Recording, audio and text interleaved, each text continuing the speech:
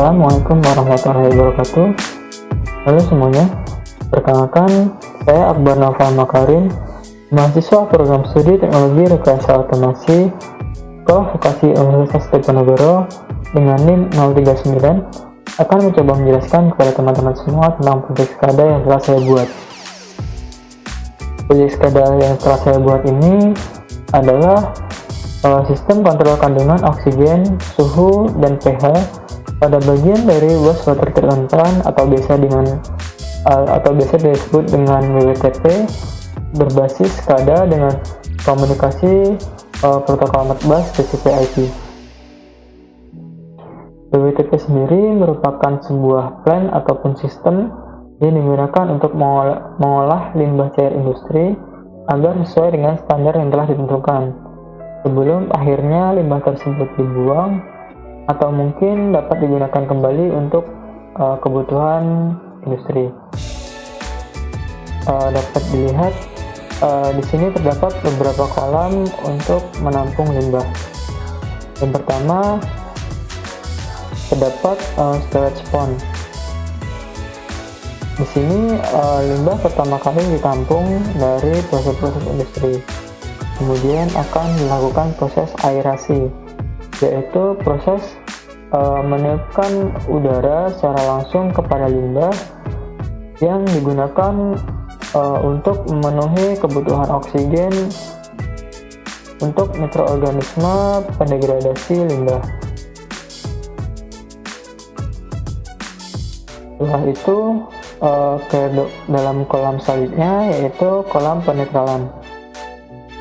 Di sini akan dilakukan penetralan pH, di mana limbah cair harus bersifat netral atau dalam range 6,5 sampai dengan 8,5 pH,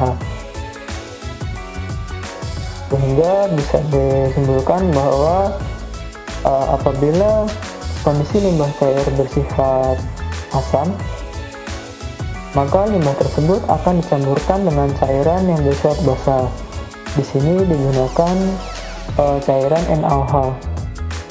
Dan sebaliknya, apabila limbah tersebut bernilai basah, maka limbah akan dicampurkan dengan cairan yang bersifat asam. Di sini digunakan asam klorida atau HCl. Kemudian, agar limbah tersebut kondisi pH-nya bersifat homogen, maka akan dilakukan pencampuran oleh mixer dengan kecepatan mixer yang tergolong rendah, yaitu antara 500 sampai dengan 1500 rpm. Setelah pH bersifat stabil, yaitu antara 6,5 sampai 8, cairan limbah akan disalurkan ke kolam yang lainnya untuk dilakukan proses selanjutnya. Kemudian masuk ke dalam proses simulasi. Di sini saya menggunakan dua buah aplikasi dalam simulasi, yaitu yang pertama adalah VT SCADA Lite dan yang kedua adalah PIC HMI Modbus TCP/Lab Simulator.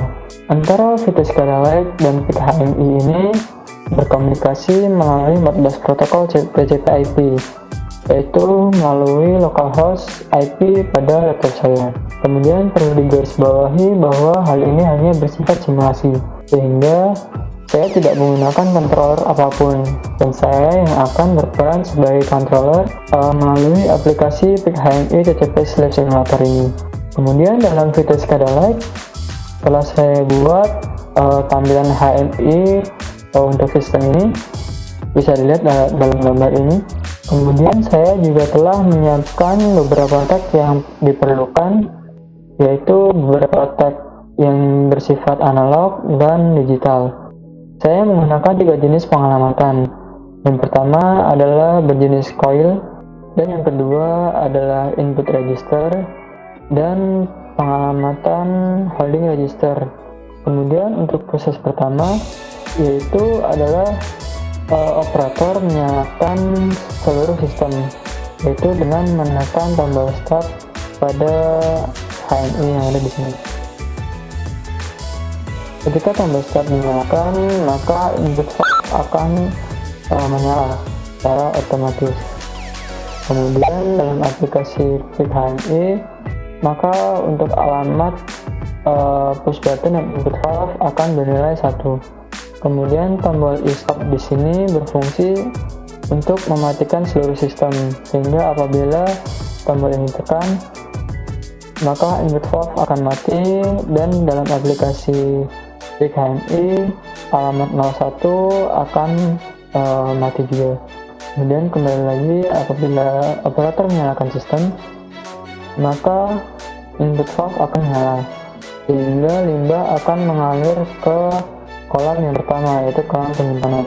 Setelah kolam mencapai level ketinggian 50%, yaitu di sini bernilai 2.500 liter, dan kapasitas dalam kolam ini adalah 5.000 liter, sehingga di sini akan bernilai 2.500.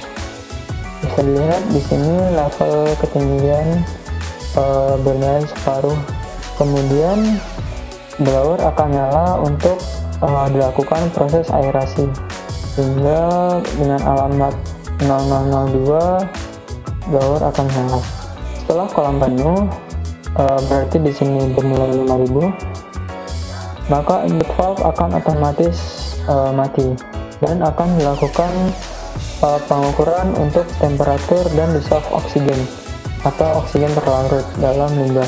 Sebelumnya telah saya atur untuk set point temperatur dan dissolve oksigen ini, yaitu 35 derajat Celcius dan 2 mg per liter. Untuk kondisi awal, anggap saja suhu pada limbah adalah 50 derajat Celcius. Kemudian kandungan oksigen pada limbah bernilai 1 mg per liter. Setelah itu, proses aerasi akan terus dilakukan hingga suhu dan oksigen yang terkandung dalam limbah telah mencapai set point yang telah ditentukan di awal. Anggap saja ini telah mencapai set point, yaitu 35 derajat Celcius dan 2 mg per liter. Kemudian blower akan mati dan water pump 1 akan menyala secara otomatis untuk mengalirkan limbah dari storage pond ke neutralizing pond. Kemudian berlanjut ke neutralizing pond. Setelah kolam ini bersih setengahnya, berarti di dalam alamat ini bernilai 2.500, maka akan diukur kadar pH dalam limbah.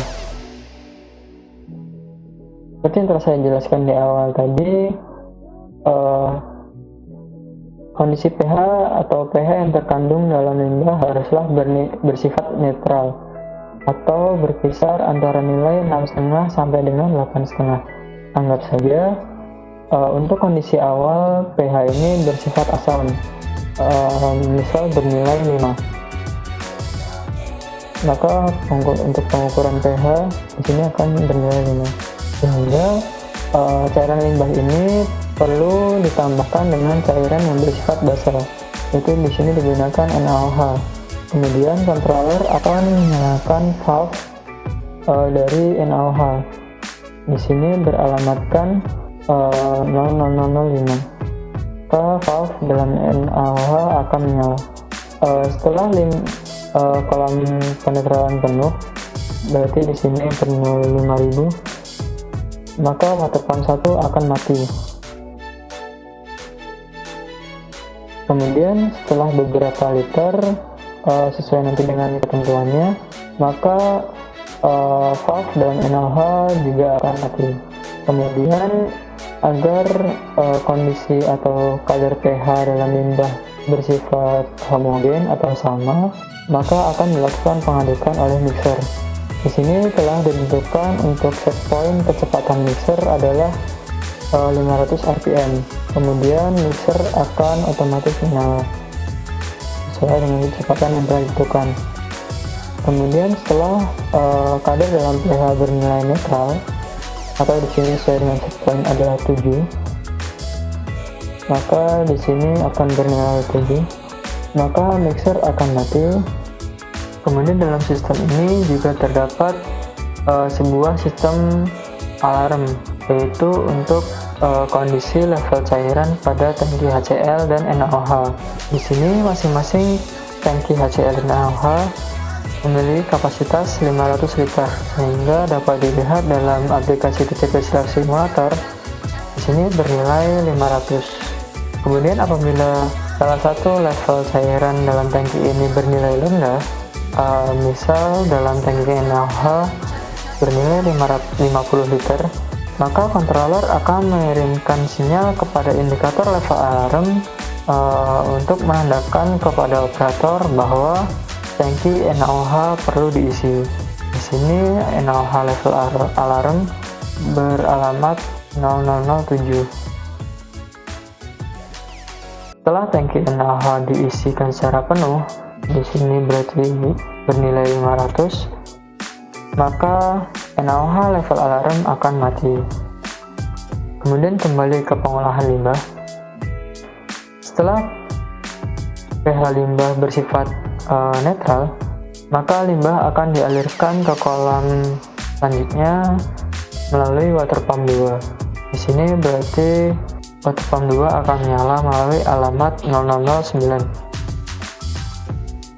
sampai dengan limbah yang ada di kolam penetralan kosong. Kemudian sistem ini akan berlangsung secara terus-menerus sampai dengan operator mematikan seluruh sistem melalui push button stop yang ada di sini. Sekian penjelasan dari saya. Apabila dari teman-teman ada yang ingin ditanyakan, bisa ditanyakan melalui kolom komentar yang ada di bawah. Jangan lupa klik like apabila teman-teman menyukai video ini, dan sampai jumpa dalam video berikutnya. Terima kasih. Wassalamualaikum warahmatullahi wabarakatuh.